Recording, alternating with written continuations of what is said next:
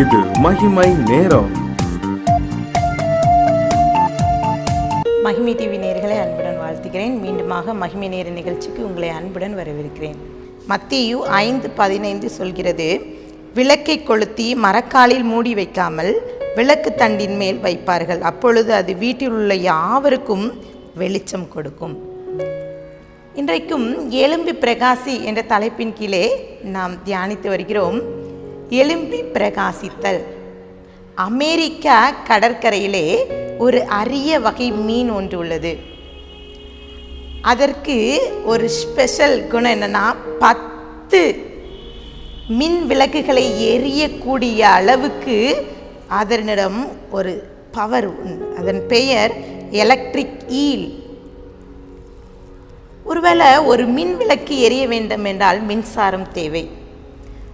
நம்மளுடைய ஆவிக்குரிய வாழ்க்கையிலும் நாம் எழும்பி பிரகாசிக்க வேண்டும் என்றால் நமக்கு கர்த்தராகிய இயேசு கிறிஸ்து ஆண்டவர் என்னும் ஒளி நமக்கு தேவைப்படுகிறது. இன்னும் வசனம் சொல்கிறது, மலை மேல் உள்ள பட்டணம் மறைந்திருக்க மாட்டாது.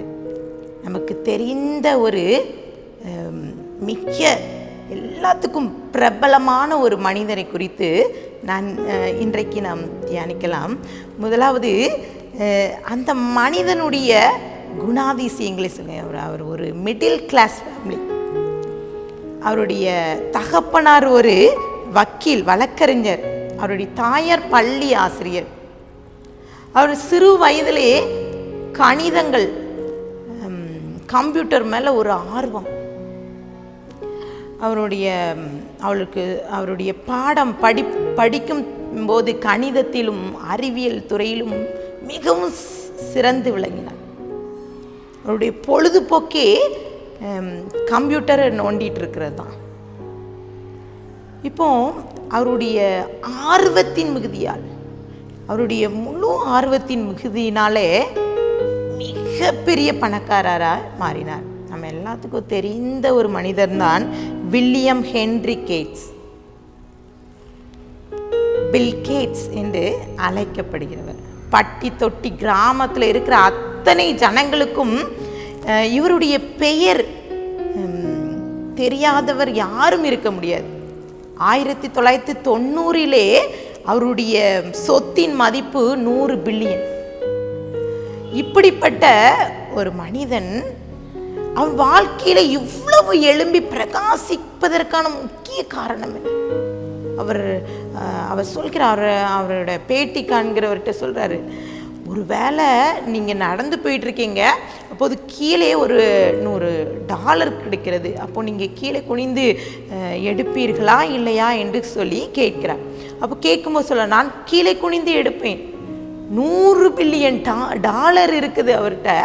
ஆனாலும் அவர் கீழே குனிந்து அந்த பணத்தை நான் எடுப்பேன், அது ஏழைகளுக்கு கொடுப்பேன் என்று சொன்னார்.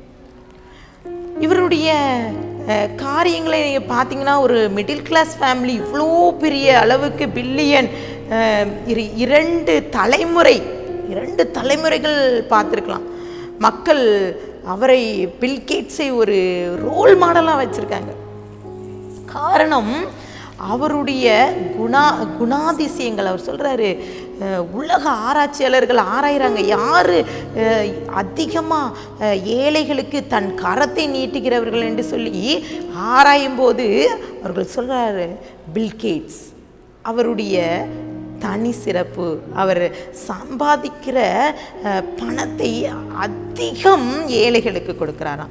இன்னும் எய்ட்ஸ் விழிப்புணர்வை ஏற்படுத்துகிறார்.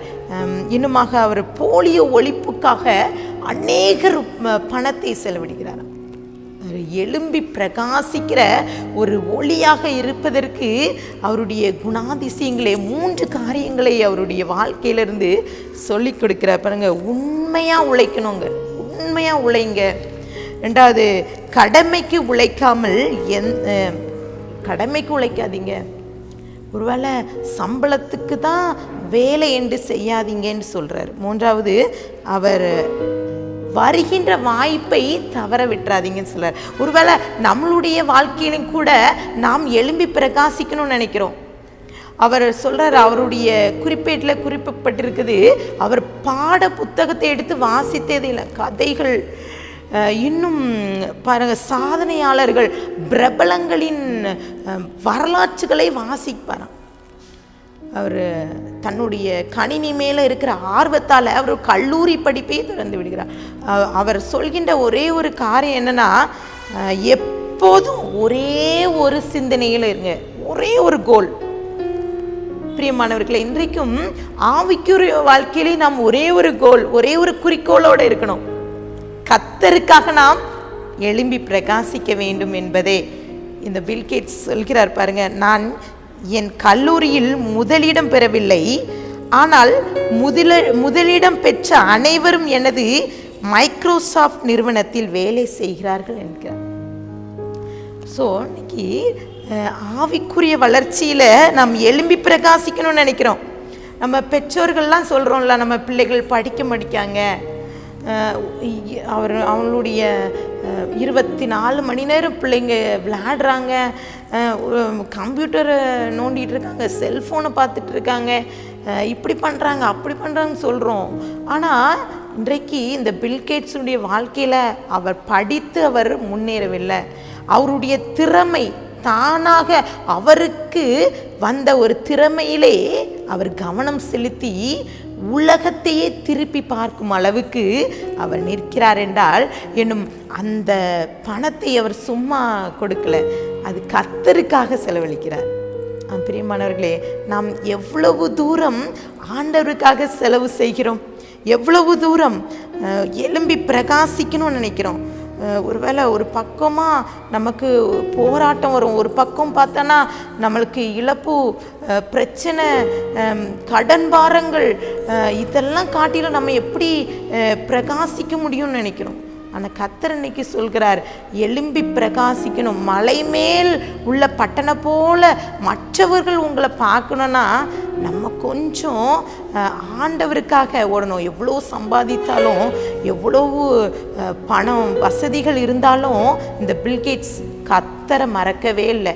கர்த்தருக்காக கொடுக்க வேண்டிய காரியங்கள், ஏழைகளுக்காக கொடுக்க வேண்டிய காரியங்களை அவர் கொடுக்க கொடுக்க கர்த்தர் அவரை உயர்த்தி கொண்டே இருந்தார்.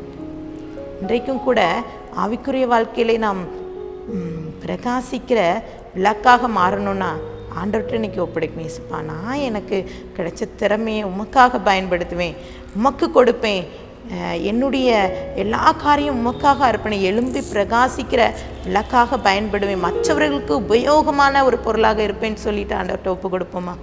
கண்களை மூடி ஜெபிக்கலாம். அன்பின் பரலோக தகப்பனை ஸ்தோத்திரிக்கிறோம். நாங்களும் கூட கர்த்தாவே எழும்பி பிரகாசிக்கிற ஒரு மின் விளக்காக மாறணும் கர்த்தாவே, ஒரு ஒளி விளக்காக இருக்கணும். எழும்பி பிரகாசி, உன் ஒளி வந்ததுன்னு சொன்னது போல இந்த வாக்கு தத்தத்தை நாங்கள் சுதந்திரித்துக்கொள்ள கிருபை தாங்க. ஒரு பில் கேட்ஸுடைய வாழ்க்கை மற்ற உலகத்தில் இருக்கிற அத்தனை பேருக்கும் ஒரு முன் உதாரணமாக இருந்தது போல நாங்களும் எழும்பி பிரகாசித்து எங்களுடைய கிராமங்களிலே, எங்களுடைய சபையிலே, எங்களுடைய குடும்பத்திலே நாங்கள் முன்மாதிரியாக வாழ்ந்து காட்ட கிருபை தாங்க. உடைய கரத்திலே நான் கொடுக்கிறேன், தாழ்த்திக்கிறேன், உரிமையாக்கிறேன். மீட்பர் மூலம் கேட்கிற பிதாவே, ஆமீன்.